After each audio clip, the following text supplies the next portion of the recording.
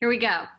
Hi, everybody, and welcome to Killer Friday. And I am going to talk to you today about Jodi Arias. But really, when we talk about Jodi Arias, aren't we really trying to talk about Travis Alexander?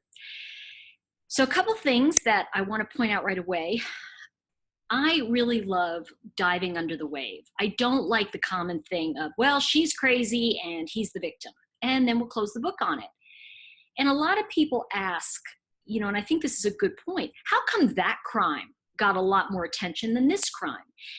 And yes, we can look at it as more of a sensationalized crime, and we can look at like what's been going on and at this recording with the Watts case with Chris and Shanann Watts, and we can look at the victimology.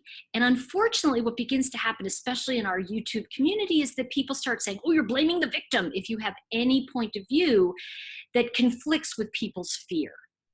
And when I say people's fear, we know that's what bullying is, right? So the minute you bring up something that is going to threaten somebody's point of view, or they think it's right, they're gonna come at you. So what I really want to invite all of you to do on this channel and with us in this community is to remember, say what you mean what you say, but don't say it mean. And try to be kind to each other, rather than go, I don't agree, or you're wrong, just, wow, I see what you're saying.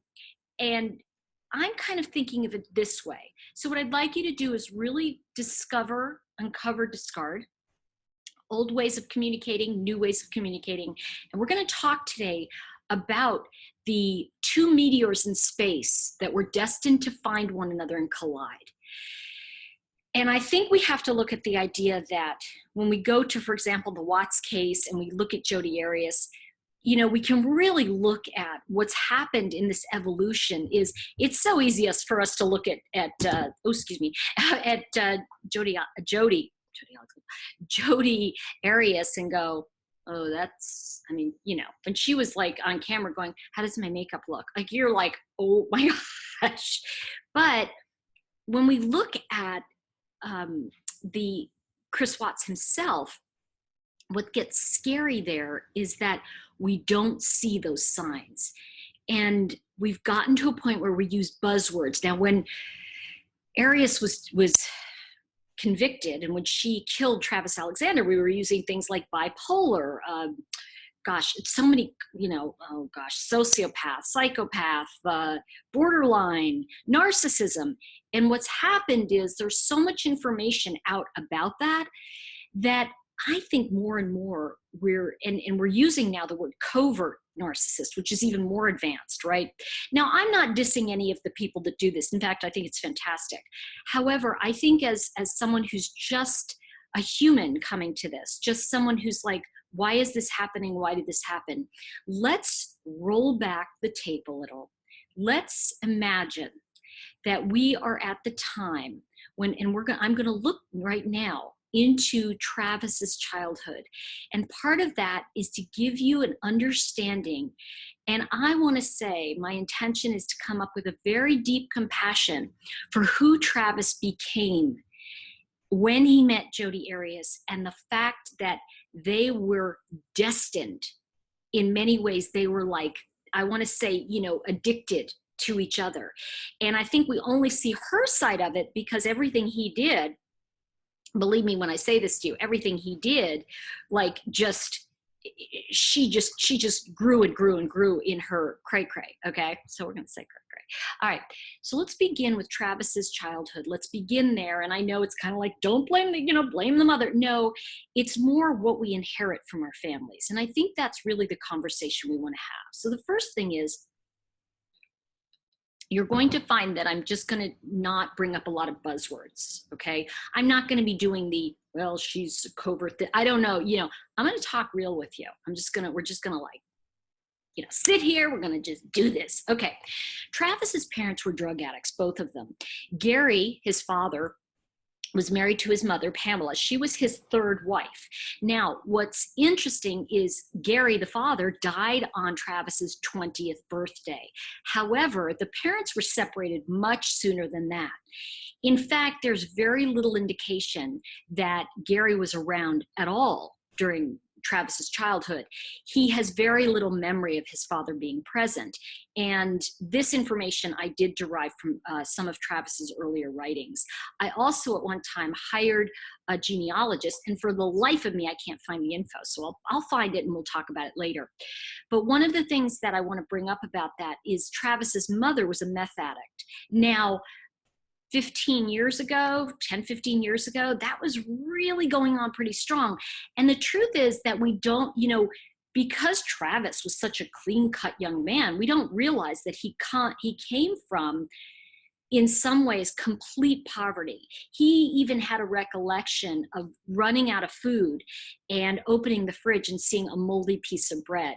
He also mentions, and that was the last thing to eat, he also talks about seeing a can of food but not knowing how to use a can opener.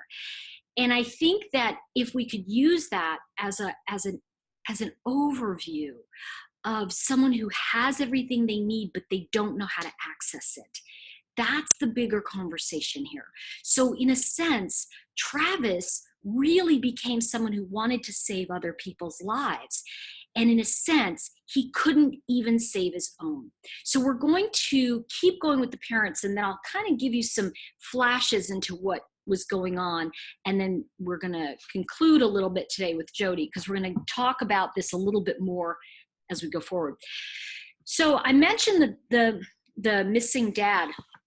One of the interesting things that also was Travis talked about in his blog was that he said that, he learned early on, because he had a lot of beatings from his mother, he learned not to wake her. If he woke her, it was the wrath of God. She would just beat him. It was just horrifying, right? And he said that he learned early on to turn his back, and his beatings were not as bad if it was on his back and his shoulders and arms. Isn't that now what's really prophetic is almost all his stab wounds were in his back. So I find it very interesting that she attacked him from behind, Arias did.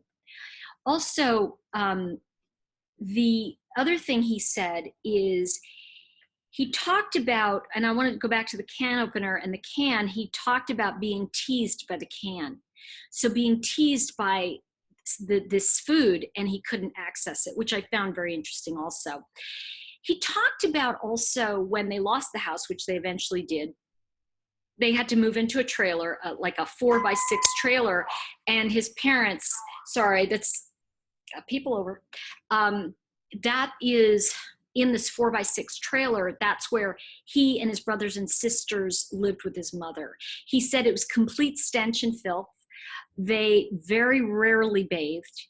And what's interesting, again, going to the crime scene here, let's look at this. He was afraid of taking a bath. Travis was actually, and he says, I was afraid of taking a bathing because if I did, my mother would accuse me of urinating on the floor and I'd get a beating for it. So how interesting is it that his fear of taking a bath and that vulnerability, and actually that's where he was killed. He was killed in a bathroom.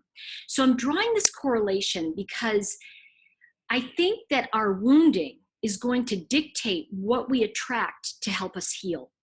And I think some of us survive it and some of us don't. And I'm going to talk about that too, because I really feel this is a very strong correlation here with Travis.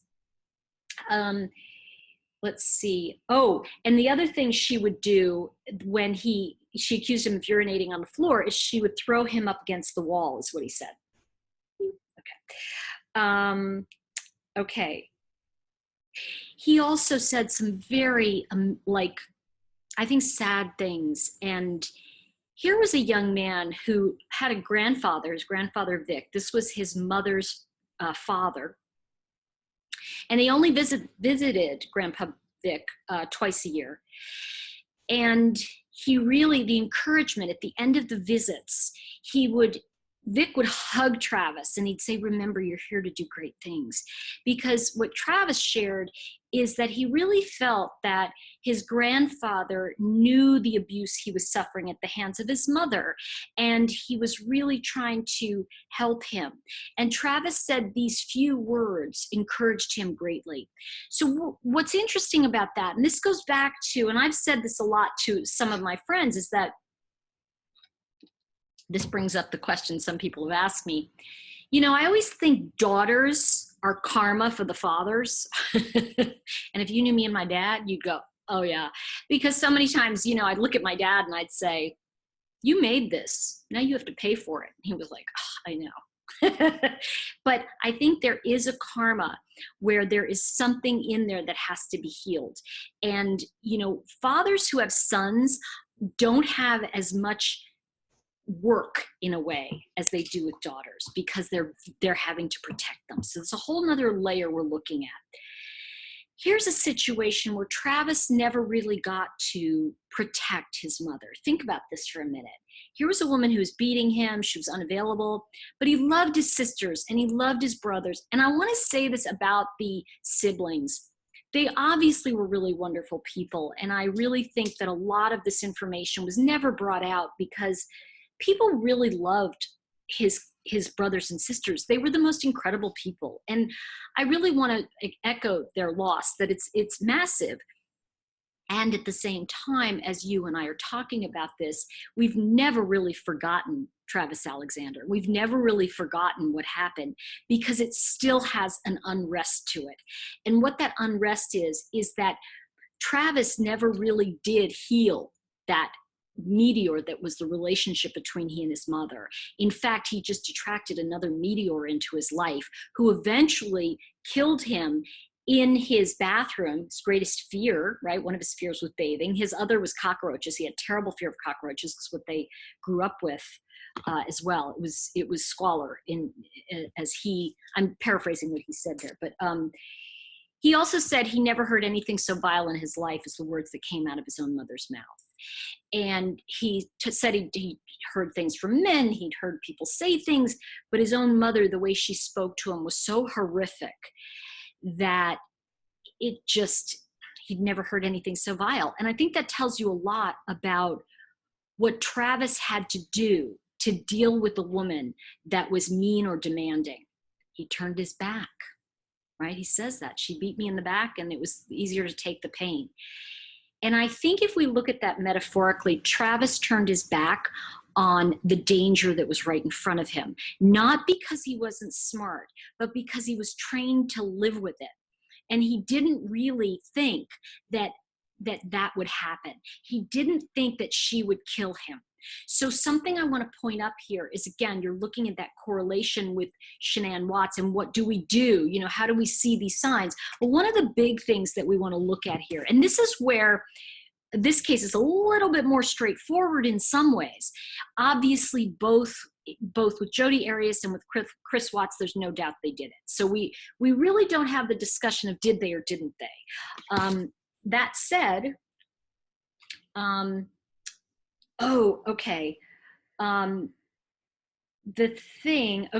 so Travis's father, I think I mentioned this, died on his 20th birthday. And he lost his father and his mother in a short time. When he was about 8, he went to live with I think it was maybe 12, forgive me if I have the years wrong. He went to live with his grandmother, who was of the Mormon faith and very much held the book strong. She was very much a believer in this. Now, his grandmother also died right when, I want to say, when the trial started. So she never actually, or was it right before, I forget when she died, but she did die after his death. And it was the siblings really said it killed her. She adored Travis. And who wouldn't? I mean, let's go back and look at now some of the things that Travis did in his life. He climbed up the ladder in an MLM, which, as most of you know, is very hard to do. In order to sell something like that, you have to throw yourself behind it. I have a friend who's really good at that. And I'm like, please, no. I mean, I have trouble selling my own stuff, much less, somebody else's. So it's kind of like, because I feel that I don't really want to sell. I want people to buy. And I think that people who do MLMs well have that point of view naturally. So let's talk about, I wrote here a heart prediction, and I'm not sure what that's about. Okay, heart predator I wrote. Okay. So one of the things that I'm going to say that's really going to probably get me some messages down below, one of Travis's friends jokingly but kind of not said to him, Travis, you're a heart predator. You keep playing with this woman and telling her yes and no. You'll only talk to her at 1 a.m. You really are talking about Jodi, you're really playing with her heart. And, I have to say to you that now if I say to you, based on what you know about Travis, about having to turn his back on his mom attacked him, little boys want to protect their mother. They want to be the man in the house. So when a woman, a mother, emasculates a boy, and by the way, we're using a woman who's extremely sick. I mean, his mother was, methed out and a drug addict, and his father died of drug abuse. Something else I want to point up to a lot of you that I don't know if you know, and I found this and now I can't find it again. So I know one of you will go, I'll find it, but I think it was the father who shot, or maybe it was the mother, shot her gun at the car of the other. So either the mother shot into the father's car, which I think it was, or the father shot into the mother's car. The point is, they had a knife altercation, Travis's mother and father. One of them shot at the other, Travis's mother and father. So when you see this now, when you put that in perspective, all of this stuff that Travis was exposed to, he was saying, I'm turning my back on it. I am not going to let that affect me. And I'm going to get out into the world and say, be the best you can be. Don't let it get you down. Well, see, here's the thing, and this is what I say to people a lot, which is the danger of affirmations in a sense. When I say danger, I'm being dramatic, but the idea of affirmations, if I sit here and go, I'm rich, I'm rich, I'm rich, I'm rich, I'm still poor, the fact is that you can't turn your back on something until you've processed it. And that's why when people put these posts up and they go, why don't you just let this go? Well, we're not done yet, okay? When we're done, we're gonna be done. But I think this is the danger that we live in right now, being afraid of having feelings that are not complete yet. And so what I want to say is, when we look at Travis Alexander, he was not complete in his feelings with Jodi Arias. He was not complete because he kept opening the door to her. When she slashed his tires, when she hid in his house, when she broke into his house, when she hid in his yard. These are all things he kind of went, oh, that's Jodi. But here's the thing to remember. He also took her back in repeatedly and had sex with her in the middle of the night at various times, even when he said, we're broken up. And he even said, we can be friends with benefits. Well, we know, that's fine. Some women will say, oh yeah, that's fine. And it's like, no, it's not fine. And I think that's the difference for me too. And you'll notice this. Women, when I talk about women or karma for men, I think that women who have good relationships with their fathers have a real solid self-esteem. Now, that's not to say that mothers aren't important. Please don't take it that way. I'm talking about specifically that relationship will really create a sense of self-preservation. Jodi did not have a solid relationship with her father, and Travis, conversely, did not have a solid relationship with his mother. He had it with his grandmother. But, we know that by the time a child is 5, I mean, this is just common knowledge, by the time the child is 5, that ship has sailed. What they saw to that point is going to mold who they are. So they've become who they're going to become. I've also noticed in the years that I worked with people intuitively and have done, I want to say work with people on finding their path in life and their purpose. One of the things that I've really found is that, oh gosh, it just like, I hate when this happens. It's like the internet just went out in my head, you know. I'm like, what? I'll come back to it. I just completely lost my train of thought. I'm gonna stop this. I'll be right back. Oh, I'm back. I just like, oh, and this happens sometimes when I'm doing readings or I'm doing intuitive work. I'll go, where was I? And it's funny because somebody commented on the live feed and they were like, oh, you lost your train of thought and you had so many things that were not finished. You need to go back in and find out what everything was. And I went, no. I'm just like, if there's something you need to know that I didn't finish, just post it for me. Just go, hey, I need you to finish this thought. I was into it. Just let me know. We'll be casual. Okay. So what I was saying is that when I have worked with people on their life purpose, and I've worked with, you know, and we talk about this a little bit, but the intuitive side of life, I find that the ship has sailed at 5, but the traumatic event happens in a boy's life, primarily in a boy's life. I find it with women, it's a little younger. I find it's usually around 7 or 8. And in guys, it's around 12 or 13, because it's kind of when they're going through that puberty stage and they recognize they can either save their mother, they can be her hero, or they can't. Now, one of the things we're going to look at with Travis Alexander is that he could never be his mother's hero. Now, when we look at that, and I want to really say here, because I know, you know, it can sound so cruel when I say this, because I don't want to blame the victim, but I do want to look at the causative element of how people can behave without recognizing it. Travis was a great guy by all intents and purposes. I mean, he wanted to help the homeless. He wanted to help the poor. In fact, there was a lovely memory that one of his sisters had. Her last memory with him was when they went out to help the homeless. And he basically said, remember, you know, you can rise above your circumstances. Now, I feel, now this isn't just Travis, this is kind of like in an overview. You know, it's totally fine. It reminds me of that Steve Martin thing. And I know I've said this before, but that, you know, joke where he says, you know, you can be a millionaire. First, get $1 million. It's like, right. So I think sometimes when we talk about psychobabble, we talk about that person's evil, we don't really know what happened.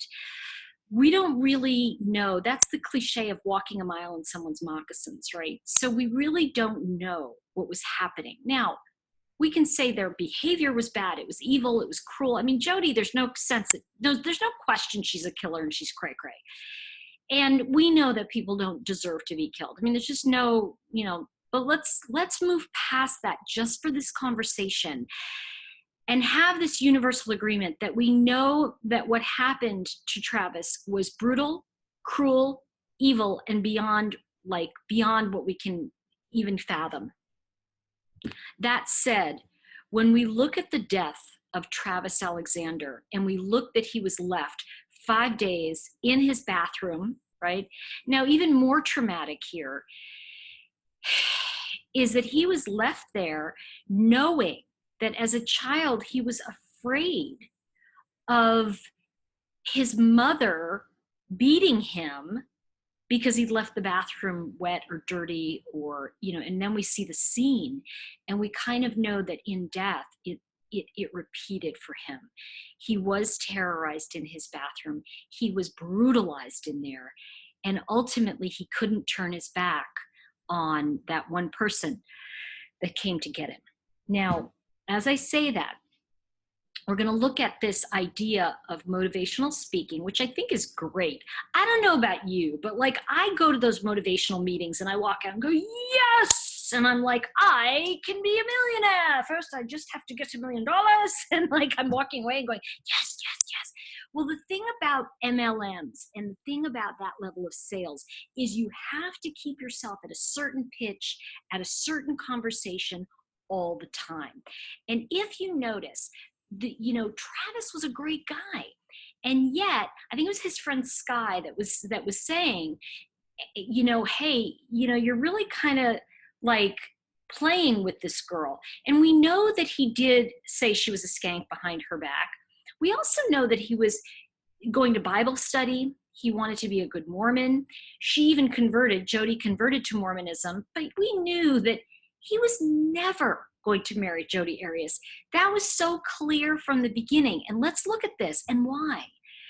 Jodi represented everything that his mother was in his life. Now let's look at that addiction for a minute. If we look at a mother who is mentally unstable because she's doing drugs, really not there, but when she is, probably sweet. And we look at someone like Jodi Arias, who, Arias, like she's just not there, who her whole thing is devoted to Travis. Now, we're looking at this, again, we can use that word narcissism, but again, deep on the scale of like, she's devoted to him because she desperately needs his love. Now let's look at this as a mirror. He desperately needed, but was denied his mother's love. So here's an opportunity for Travis to turn his back on a woman who desperately needed love, but wasn't going to get it from him. And we know that, like, we can have this discussion, that wasn't love. Well, we know that. But what we don't know and we can't know is going inside Jodi's head, her definition of love, his definition of love. And we can really look, if you look at there was a wonderful, I want to say it was a blog, but it was his friend Sky talked about it, and just how she was saying, Travis, you're playing with this woman. I want to see if I have it up, because and again, I really want to say that, I'm not trying to, put Travis down or say he did anything wrong, but I think it's super important that we address this, that we not just ignore the idea that Travis was perhaps, again, want to be super clear that I'm not saying he was the fault, it's not what I'm saying. And I know somebody's going to go, you're blaming the victim. And it's like, no, that's not what I was doing. Okay. So what I think, excuse me. I think what I want to say is that, let me just type this in. Okay. When we look at the things that, here we go, the unreleased emails, that's what I wanted to see.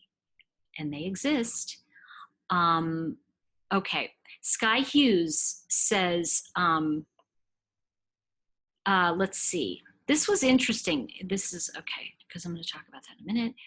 I'm sorry, my computer's jumping, is it? Okay, just because, and Sky was saying this to Travis, just because you've never seen her cry, Jodi, doesn't mean she hasn't been crying. She wrote, oh gosh, this is just jumping around, as it loads, it jumps around, and then it just, it plays with your mind. Oh gosh. Okay. It's like, he fired off an email to Sky, said, you've crossed the line. She responded, likening the conversation to what she would tell a sister about Alexander. He doesn't call her during the day. He waits until after 1 a.m., giving her what's left of him. He jokingly calls her a skank. He tells her to go out with other guys, but makes her feel guilty when she does, thus keeping the control without having to give any commitment. He kisses her in the dark when no one's around and messes with her, but he won't commit to her. She loves him more than anything and will do anything for him. Then Travis follows up with, I adore Jodi. In fact, I don't know if it has ever been easier to be nice to someone as it is to Jodi. He rebukes the couple for causing irreparable damage to mine and Jodi's relationship. She's paranoid that this evil person you have depicted will someday surface. No matter what I say or do, she'll always have in the back of her mind of this person that lurks in the shadows. He denied being more than a jerk with her. But Sky Hughes stuck to her opinion, according to the emails, and sent Travis emails back to him with her own responses, paragraph by paragraph. She was being treated horribly. You weren't beating her physically, but you were emotionally. Travis, with love, you're a heart predator. That's what I had written down earlier. You take great joy in making women fall for the T-dog. That was his his nickname, you laugh about what you can get away with. It would scare me to death if my little sister liked you. In fact, I wouldn't allow it. At the time, Alexander was seeing another woman named Deanna Reed, who testified last week that Alexander was always a gentleman to her. Sky Hughes wrote, Jodi has given you everything, all control, and you give her 3 a.m. calls and makeout fests. I tell her this, and it is what she's been feeling. She asks why. I told her that she's fulfilling the physical spot that Deanna can't or doesn't right now.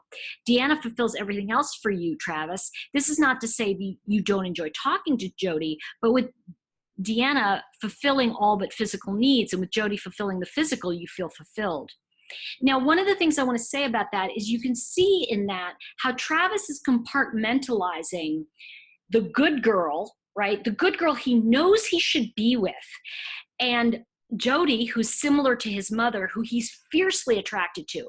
His mother was probably a broken woman. Jodi was completely broken. In fact, she is so crazy that it's like, and when I say crazy, it's like, I'm like talking cray, right? I'm going crazy making. Like, all she needed was a slight little dinner bell to drive her off the end.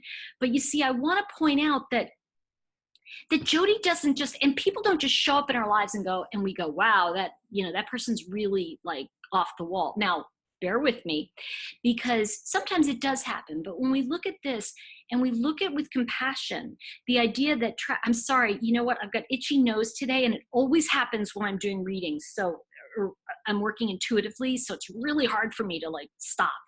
And of course, someone will make a note of that. You're scratching your nose. Let's see. At the end of her email, Hughes wrote, we should have just said you should talk to Travis about these issues when we're talking to Jodi, but due to a pattern, we thought we're trying to help her and you in case there could be a future. Chris Hughes said today that the emails were something that Jodi Arias orchestrated. She came over and threw Travis under the bus, he said. We bought it, and we didn't know she was manipulating us. He acknowledged that Alexander was seeing several women and felt it was normal for a young man. Let's see. Okay, they also fell out with Arias, because they felt that Arias was eavesdropping on their conversations with Travis. Now, something I want to say though, even if they later decide, notice how Sky and her husband decided that Jodi orchestrated the emails and did all this. Well, you know what? I'm going to tell you something. I don't think Jodi is smart enough to recognize all of that Sky was saying to Travis. In other words, I think that Sky kind of knew that he was playing Jodius. I might as well call her Jodius because it's like Judas, right? So why not? And then it's the thing to keep in mind is that when Travis was killed, he was about to go to Cancun with another woman who said she was not into having a physical relationship with Travis. One of the things you want to get, and obviously she was Mormon, he was Mormon, but I think that when we look at, and all of us have this, by the way, when we look at our personal dark side, right, when that comes out, then, and I want to call this the shadow side. It's very simple, a lot of people talk about it in psychology, but it's the idea that Travis did not do his internal work around, wow, I am unexplainably attracted to Jodi. And this is like animal magnetism, and I'm ashamed of it because she's so much like my mother. So he had this love-hate with her. And I do believe that Travis really wanted all women to fall in love with him because he really secretly wanted to be the one who could reject, because his mother rejected him. Now, when we look at that kind of dynamic, and by the way, why would he reject? Because he actually wants at some point to stop, stand still, and recognize that he's fallen in love. He wants to break that pattern. Nobody wants to keep that pattern. It's interesting because I was if you look at, and I think one of the in the toolkit journey I have on the channel here, that's for my chakra wisdom toolkit. If you just go to the soulmate card, the soulmate fable, if you will, you're going to notice the similarities between this, where I really believe that Travis wanted to break that pattern. He really wanted to be someone that was stand up, that could speak honestly and forthrightly to a woman. But what happens is, what we skip is what stops us. He skipped over a vital part of his history. He undervalued the damage that was done by his mother. And he jumped to, I'm going to forgive her.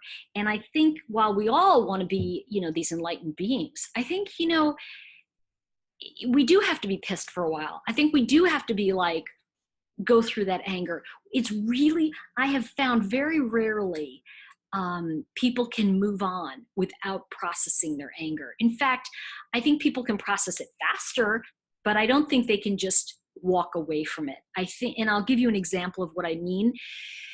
Client, she had been married for 5 years, and she came to me and she said, well, my husband just told me he doesn't want to be married to me anymore.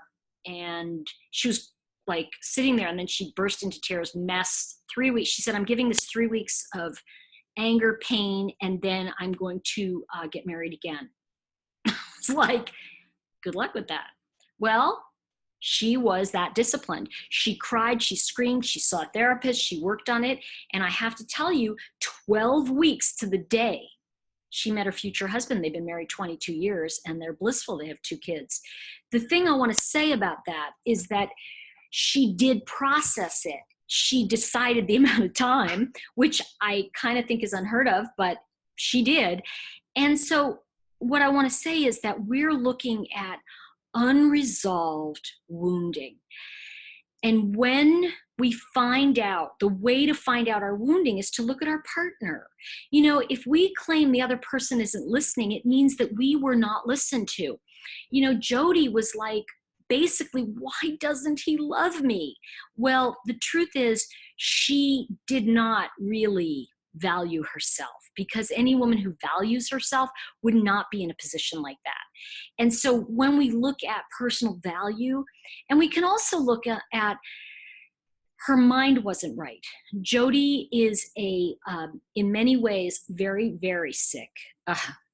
And I think we can see it in the way, she's almost like I don't know the word, but she is like, she's like a black widow. Hello. Because she eats her young. She basically tries to pull somebody into the web and then destroy them.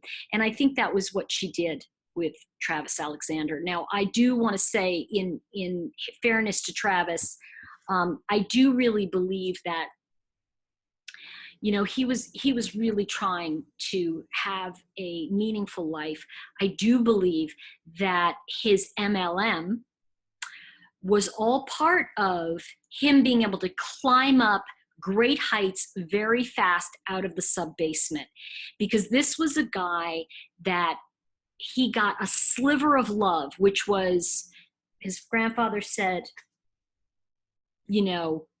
be great and all that. And he kept saying, the point is to become a better you. And I think that, when we go back to even the Chris Watts interrogation, and we can see that the CBI, from the officer from CBI, he really said there's 2 Chris's. I think there are 2 Travises. I unfortunately think there was one Jodi. I think the 2 Travises was the Travis who was extremely successful, trying to really be a Bible loving, good Mormon, because he knew that there was some peace in that. He was looking for peace that he couldn't find. And yet the other Travis was this young boy who had this mother who, I'm going to guess, was probably like dangerously seductive, violent, scary. He was hungry because of his mother. There were so many awful things that happened. But yet when we look at that, we can see that that's the depraved boy. And what does a depraved boy find attractive? Depravity. So I'm going to leave you with that thought right now. I hope this has been an interesting video. Sorry for the jump cut there, but I didn't want to lose what I'd already said and start over again. So just remember that there's always a modality that's happening. There cannot be a South Pole without a North Pole. There can't be a right without a left. So we have to remember that these energies work in tandem. So what I'd like to do as we go forward, I'm going to see you in the next video, probably in a few days. But in the meantime, I hope you all have a very blessed weekend. I love you more than you'll know. Please post your comments. Here's my question to you. Have you, through listening to this video, is there anything in your own life, any patterns you recognize, something that has come up for you that you go, oh wow, I identify with this? What in here is coming up for you that you can identify and go, oh, this is a pattern I recognize? And as always, I want to hear your opinion, but remember, try to be kind. Mean what you say what you mean, but don't say it mean. And you know what? Snarky is mean. I'll talk to you guys soon. So great to see you. See you soon. Bye.